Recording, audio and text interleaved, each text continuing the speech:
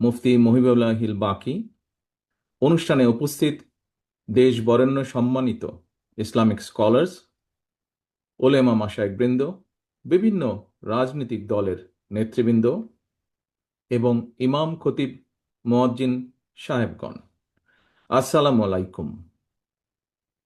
আজকের এই সম্মেলনটি অন্য আর যে সকল সম্মেলন হয়, সাধারণ রাজনৈতিক সম্মেলন কিংবা সমাবেশের মতন অবশ্যই নয়। আজকের এই সম্মেলন রাষ্ট্র এবং সমাজে এমন মানুষরা উপস্থিত হয়েছেন, কিংবা আমরা যারা এই সম্মেলনে অংশ নিয়েছি, আমাদের প্রতিটি বিশ্বাসী মুসলমানের একটি চাওয়া, একটি আকাঙ্ক্ষা, একটি প্রার্থনা, রব্বানা আতেনা ফিদ দুনিয়া হাসানাতান ওয়া ফিল আখিরাতি হাসানাতান ওয়া কিনা আযাবান নার।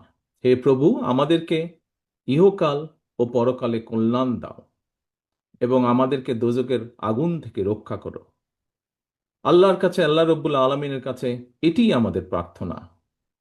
সম্মানিত ওলেমা মাশায়েখবৃন্দ, সাধারণ ধর্মপ্রাণ মুসলমানদের চেয়ে ইসলাম সম্পর্কে অবশ্যই আপনারা সবচেয়ে বেশি বিশুদ্ধ জ্ঞান রাখেন।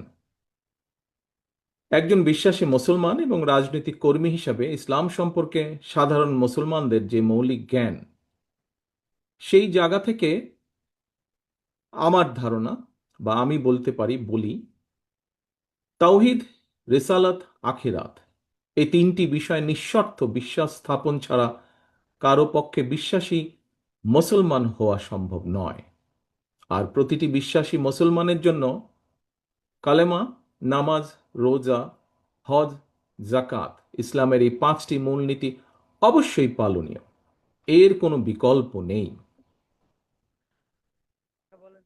আমরা দেখতে পাই ইসলামের এই পাঁচটি বিষয়ে কিন্তু বিশ্ব মুসলিম উম্মার মধ্যে কোনো বিরোধ নেই, বরং সবার চূড়ান্ত ঐক্য রয়েছে।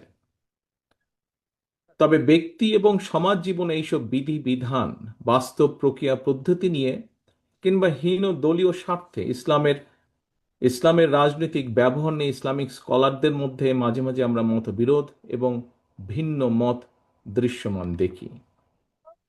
একটি রাজনৈতিক দল হিসাবে বিএনপি মনে করে আল্লাহর উপরে পূর্ণ আস্থা ও বিশ্বাস এবং মহানবীর শান এবং মান সমুন্নত রেখে ইসলাম নিয়ে গবেষণায় নিঃসন্দেহে কোনো বাধা নেই। তবে ধর্মীয় ইস্যু নিয়ে বিরোধ কিংবা ভিন্ন মত অথবা হীন দলীয় রাজনৈতিক